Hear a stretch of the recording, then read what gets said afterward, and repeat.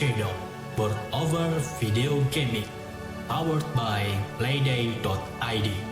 Halo guys, hari ini gue bakal ngebahas info-info tambahan mengenai Ghost Stories. BTW, gue asumsi kalian udah tahu cara main base gamenya. Kalau belum tahu, kalian bisa cek link di deskripsi video untuk melihat video tutorialnya. Kalau udah tahu, let's move on.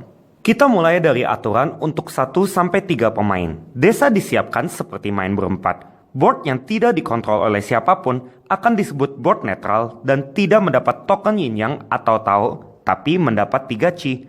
Berikan juga setiap pemain 1 token power netral ini.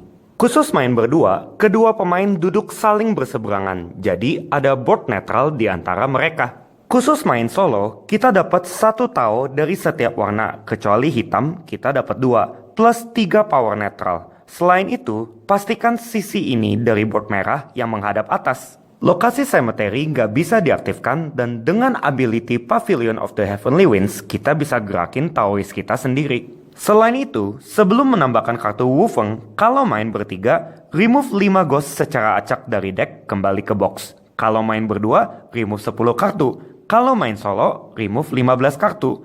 Kartu-kartu yang di-remove gak dilihat isinya oleh siapapun. Baru abis itu, kartu Wufeng dimasukkan sesuai aturan biasa. Itulah perbedaan di setup. Di giliran kita bisa pakai power netral kita untuk memakai ability dari salah satu board netral pilihan kita.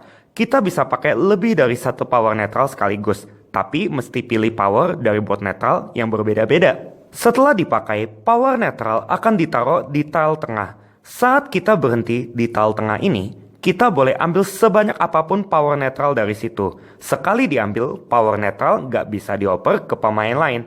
Saat ada Taoist yang mati, semua power netral yang dia punya akan didiscard ke tile tengah.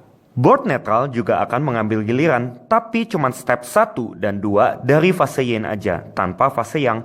Semua ghost di atasnya akan aktif dan ability sentral akan di-resolve seperti biasa. Kalau kita dapat sisi ini saat mengocok dadu kutuk, berhubung board netral nggak punya Tao, nothing happens. Kalau board netral penuh di awal gilirannya, ia kehilangan 1 Chi seperti biasa dan nggak bisa di-heal lagi. Info penting, step 3 dari fase yin akan di-skip. Jadi nggak ada ghost baru yang muncul di gilirannya board netral. Kalau board netral kehilangan Chi terakhirnya, ia menjadi possess. Taruh token inactive power dari warna yang bersesuaian di atas boardnya sebagai pengingat.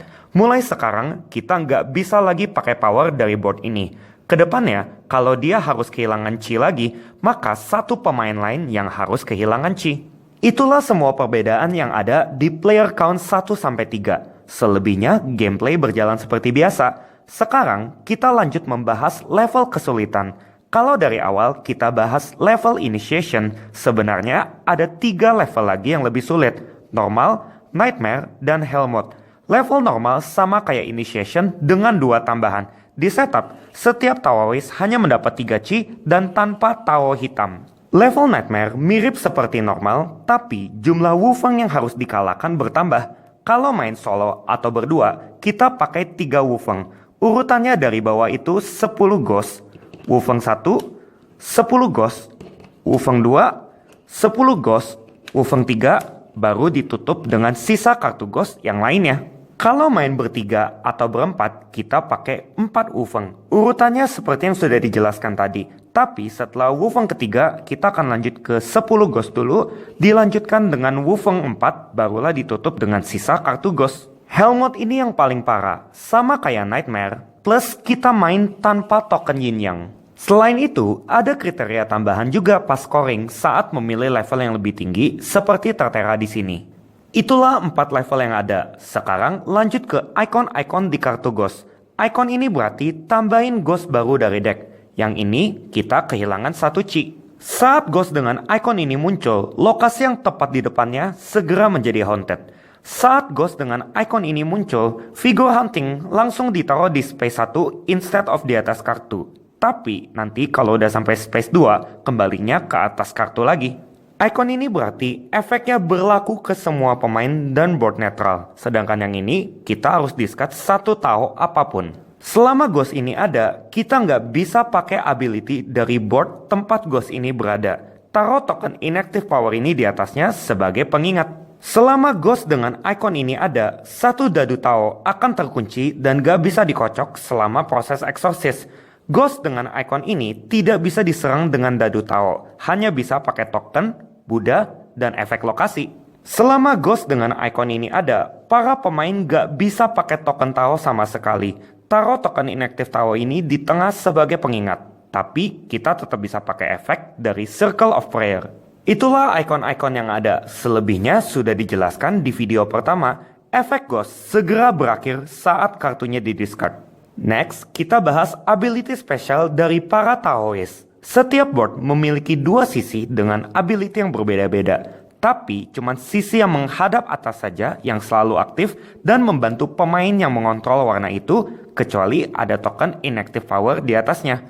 Mulai dari Taoist kuning. Dengan sisi ini, di awal setiap giliran kita boleh ambil satu Tao warna apapun dari supply. Dengan sisi ini, kita pakai token scroll. Sebelum bergerak, kita bisa taruh atau pindahin scroll ke satu ghost di satu board manapun.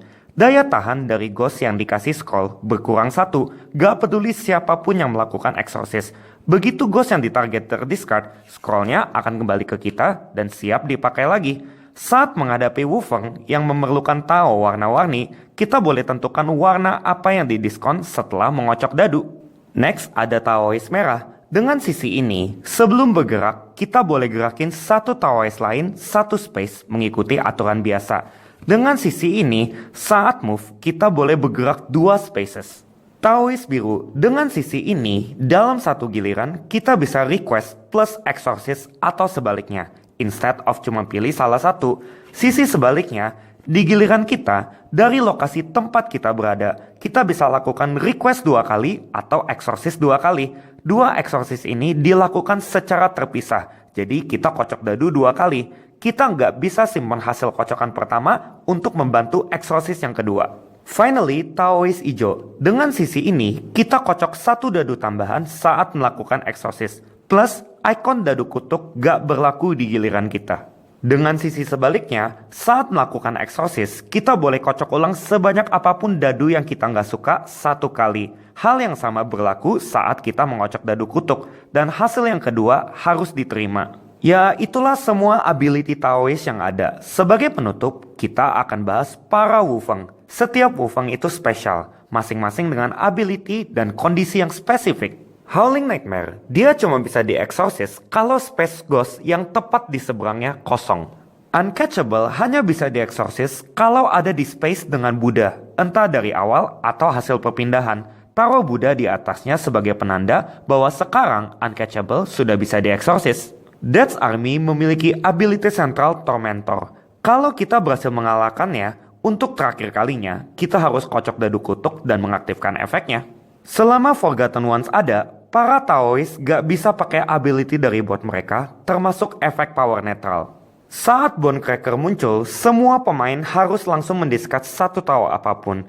Efek ini juga terjadi di awal fase yin dari pemain yang memiliki ghost ini di boardnya. Selama Dark Mistress ada, para Taoist gak bisa pakai token Tao sama sekali. Taruh token inactive Tao marker ini di tengah sebagai pengingat.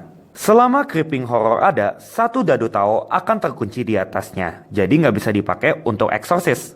Vampire Lord gak ada efek spesial, tapi daya tahannya tinggi dan memiliki ability Central Haunting. Hub Killer ini yang terburuk, daya tahannya 8, 2 dari setiap warna kecuali hitam, plus saat dia mati, kita harus kocok dadu kutub dan mengaktifkan efeknya. Finally, daya tahan Nameless adalah 1 dari setiap warna. Saat muncul, segera discard token Tao dari Circle of Prayer. Dan selama dia ada, sisi dadu putih dianggap kosong dan gak bernilai apa-apa.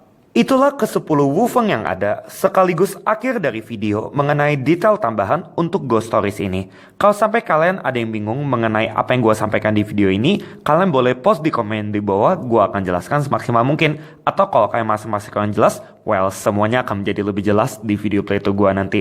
Tapi sekian untuk video ini, bye, sampai jumpa di video berikutnya, keep board gaming.